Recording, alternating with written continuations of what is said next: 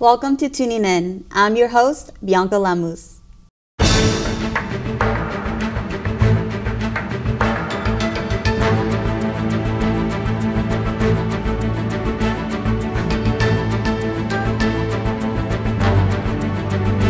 On today's show, we're speaking with Eileen Bernardino about her experience teaching in a foreign country and how valuable she found that experience to be.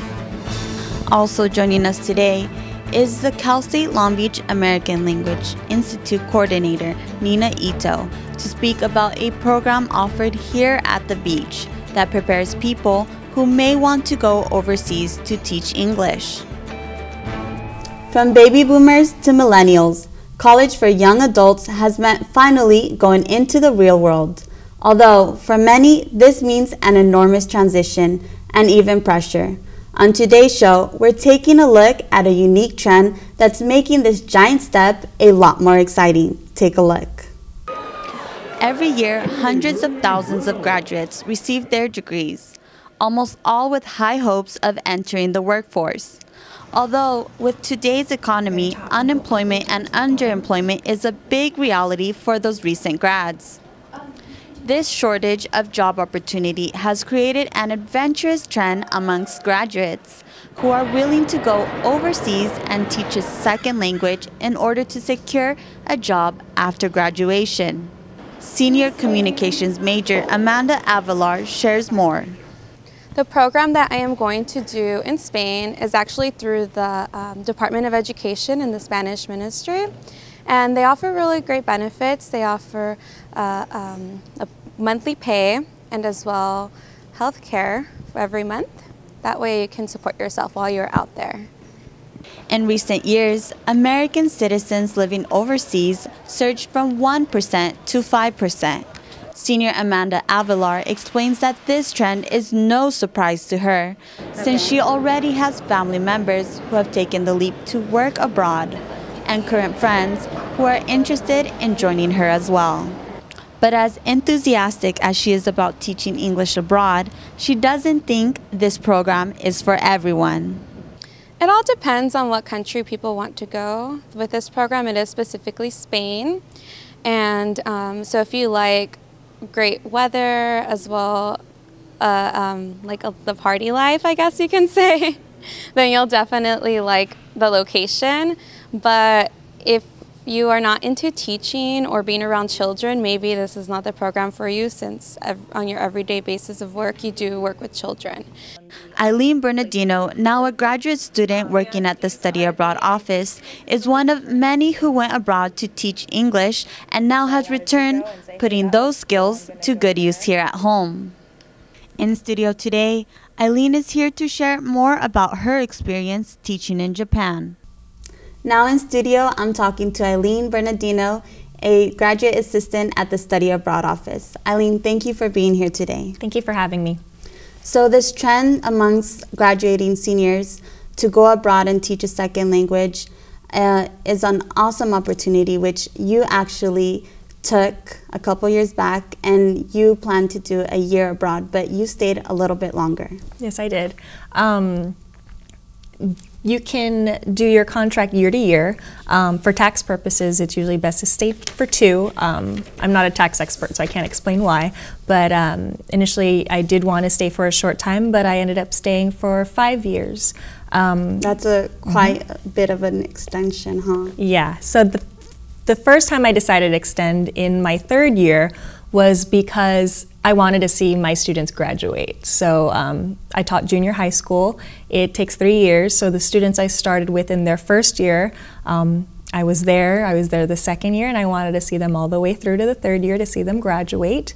And then So it's safe to say you got very attached to... I did, yes, you do. You get to know your students, your community, so it's easy to become a part of the community. And the 4th year that I decided to stay, at first I thought I was going to pursue my master's abroad and do some distance learning. I also started dating someone, and then in my 5th year I decided, I've been here 4 years, why not go for a 5th? So. And the program you actually chose was a program called JET. That's right. And what exactly were the benefits that came with this? The benefits with going through JET, it's actually with the Japanese government. So some of the perks and benefits and things like that is I got a pretty generous wage considering I was fresh out of college. And they help you find your health insurance, although I pay for it out of my income, but they do assist you. In some cases, they also help you. They set up living arrangements. In my circumstance, it was subsidized rent, so half of the rent I paid for, half of the rent the town that contracted me paid for. But other places, if you're really far, you can get things like a company car, depending on your living situation. And with the wage that they actually provided, you were able to provide yourself and your family with some really nice things. Yes, so with myself, I was able to continue to pay off my student loan. I was able to live independently, and I even had extra to send home to my family, especially around my first year, because in my first year, my mother actually got diagnosed with breast cancer. And so we had talked about me coming home so that I could be with my family, but my mother said that it was probably best to stay because I was able to support them in that way versus coming home and having to find a job and especially purchase my flight home. So it would have been more of an expense to go home. And when signing a contract like you did, you have to realize that there might be situations that might happen back at home, and are you willing to stay in the country you're at, or would you go back, or would you have to cancel that contract? That's right. You have to weigh that decision very carefully, especially because usually your decision, if you recontract, my contract was from August to August, but they give you that paper in February. So you actually have to decide quite early whether or not you want to stay for another year. Some people back out of their contract and it hurts both parties. Some people don't sign up and then they regret it and they wish that they could do it again. And I think a lot of why people go abroad to teach a second language is because there's actually a lot of opportunity financially, right? And do you think that opportunity would have been here at home if you hadn't taken something like JET or just taken a job here in the US? That's a good question. I'm not sure whether or not the same opportunities would have been here. I'm sure different opportunities would have been available. I think that with JET and teaching abroad, not only do you earn an income, but there's the life experience that comes with it. You get to live in a different culture. You get to experience a different culture. It's a bit of an adventure, not just getting another job here. So there's a lot of other benefits to teaching abroad besides just the income. And teaching abroad means actually going to a completely different culture than what you're used to. And you Yes. coming from here, the USA, and coming from a Western culture, what attracted you to an Eastern culture like Japan? I had to think about this question, and I think what's interesting is that in our day-to-day life, we kind of experience a little bit of Japanese culture. Sushi. We see, yeah, sushi's everywhere, the food. Sometimes you may have had classmates or your friends are Japanese American. You see TV shows and movies, and you think, this is Japan, this is what Japanese culture is going to be like. And then when you actually get there, you see that it's actually way more than just the sushi, just the anime and the manga, and just more than the cute like electronics that come out. Like, it blows your mind. It's not always the same thing. And can you tell me why do you think people are so attracted to teaching abroad? I think that teaching abroad is popular because we spend so much of our lives in the school system, and by the time you graduate, you're just ready to see what the world has out there for you. You're ready to be a little bit more independent, to earn some money, to see the world and meet people. So I think that experience is just right for people who are ready to get out into the world. And for people who have looked into actually teaching abroad, there's online forums that tell you what you can expect, and one of the worst case scenarios can be that when you arrive, your wage is not what they promised, or your accommodations are not really what you expected. Was it like that for you or completely the opposite? For me, I'd say it's completely the opposite. I think one of the things that, first of all, I would recommend to people who are going onto the forums or considering teaching abroad is research your company a lot and see what other people have said. I guess that's why they go into the forums and talk about it. But I mean, it's a big step, right? It is, absolutely. Yeah. And so doing your research is really important. But for me, I think the difference is I went in without expectations. So because I had been abroad before and I'd been to other countries, I was actually expecting, first of all, I had this image in my head where my shower was probably not going to have hot water or something, so I'd have to get used to taking really cold showers, or my apartment was going to be the size of a shoebox. But because I had already prepared myself for the worst, when I got there, I was like, oh, everything is nice. So I think sometimes going in with little expectation is probably the best thing to do.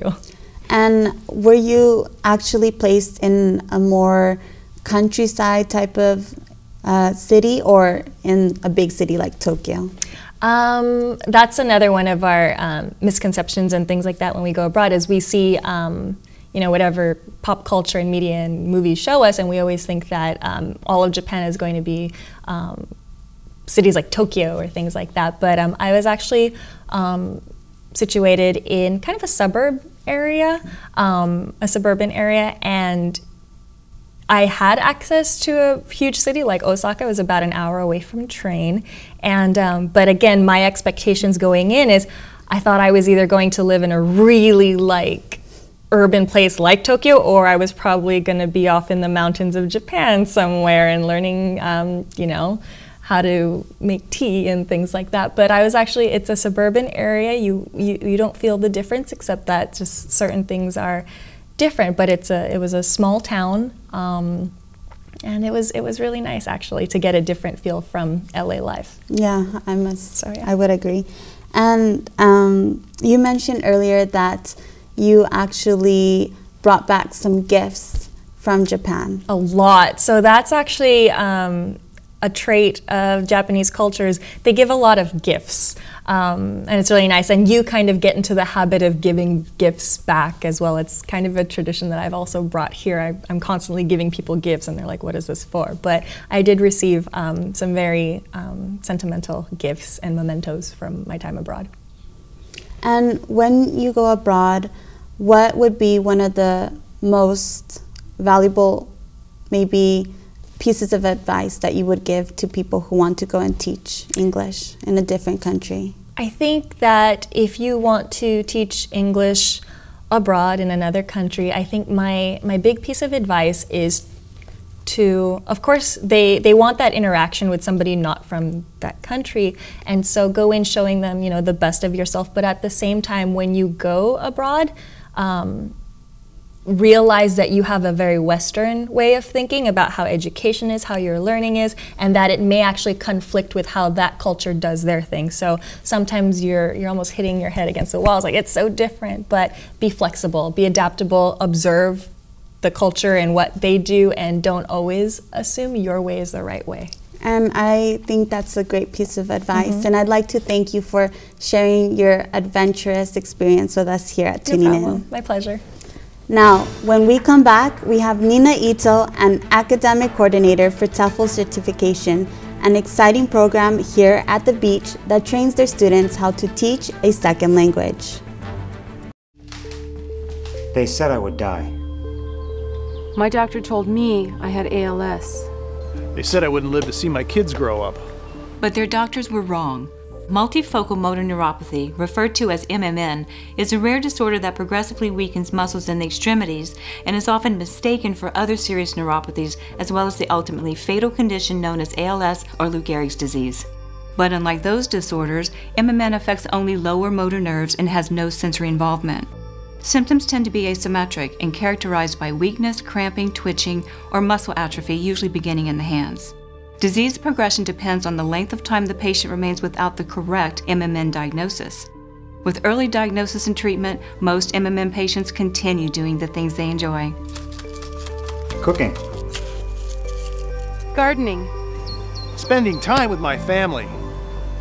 For more information, please visit these websites. Going overseas to teach the English language or culture has created such a demand that many companies and universities have initiated certificate programs like TESOL, TEFL, and TESOL. All these programs mainly train their students to teach English, whether it's online or at an institution. CSULB offers an in-class TEFL program certificate through their American Language Institute located at the Foundation Building. Raymond Ford, now a senior communications major, explains why he thinks the TEFL program here at the beach is right for him. I have a genuine interest in pursuing a TEFL program, and I feel like the Cal State Long Beach TEFL program would offer extensive knowledge, and I think it's based on a lot of solid research, and I think that it would allow me the opportunity to go abroad and teach English with confidence, knowing that I have the skills and the experience because of the classroom knowledge that I get, and also being able to work with actual students who are learning English. Michael Bustani, a core instructor for ALI's 8-week TEFL program, says that, like Raymond, most students come in very enthusiastic about teaching. Although, Michael does mention that the program does challenge their students. I think the toughest part of the course for most students is that they realize that being a native English speaker doesn't guarantee that you know how to teach English, and they very quickly realize that there are a lot of gaps in their knowledge, and that to be able to explain something clearly and concisely is a skill that they have to develop. I'd say that's the biggest challenge. In studio today, we have ALI coordinator Nina Ito to tell us more about how the TEFL program is ran. Welcome back. Now in studio we have Nina Ito, the academic coordinator for ALI and the TEFL program here at the beach. Nina, thank you for being here today. My pleasure. So Nina, you've immersed yourself in a life full of culture and languages. Can you tell me a little bit more about yourself? Well, I started out as a Spanish major, and after I graduated, I went to Spain.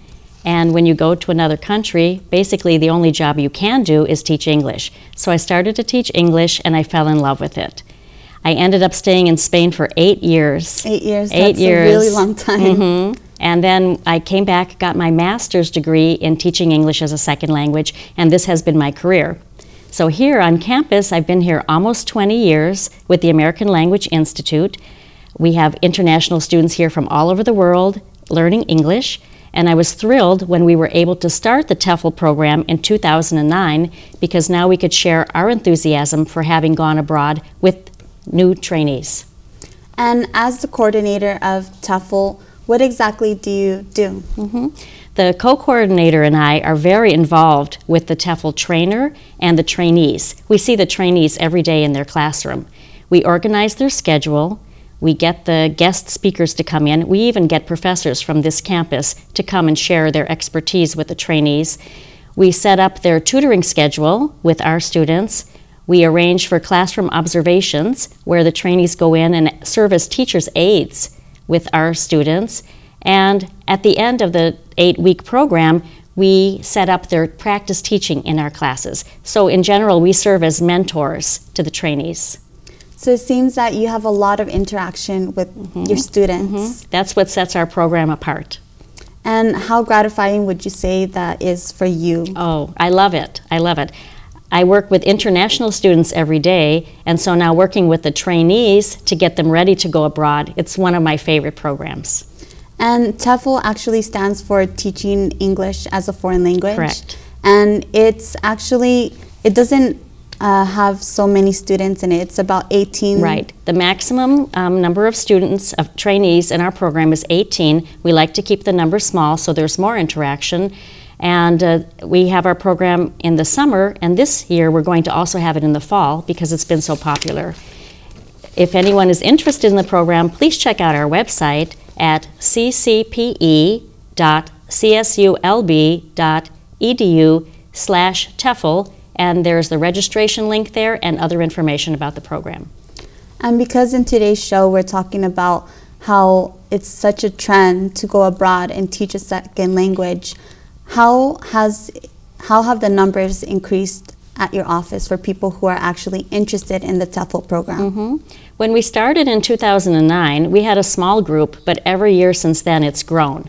And last year, as a matter of fact, 3 weeks before we started, it was sold out. And we're hoping and expecting it to sell out again this summer. And because of the popularity, we've added a fall program. We may add a spring program too. It's becoming more and more popular, definitely. I think if it's a popular program, that would definitely be useful.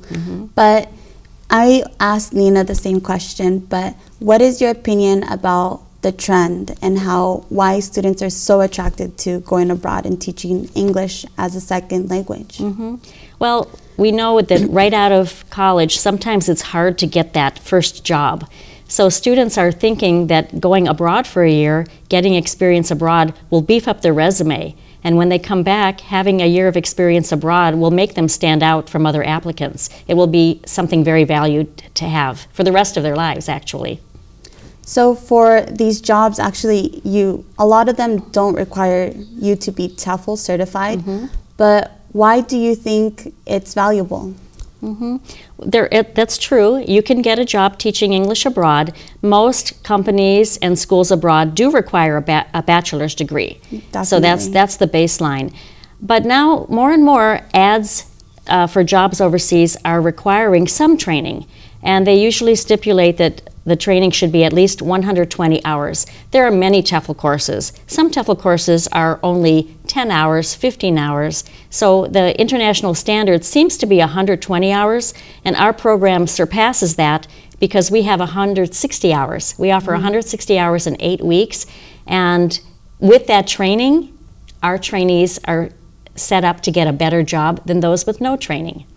160 hours, that seems like quite a bit, but does it translate like that to your students? No, they love it. They would want to even come longer time, longer every day, longer every week. It's 20 hours a week for 8 weeks, so that's how it adds up to 160 hours.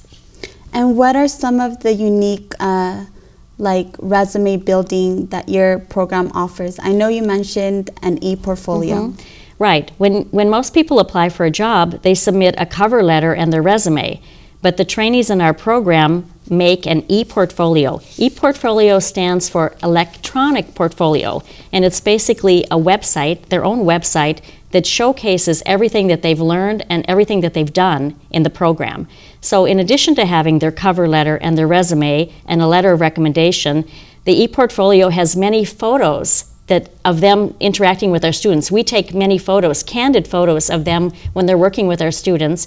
It also has videos of them practice teaching, in addition to lesson plans and activities and their philosophy of teaching, etc. So when an overseas hiring manager looks at 2 applicants and sees one just has a resume with a bachelor's degree or even some training, and then another has a website with all of this information in it, our trainees will definitely stand out.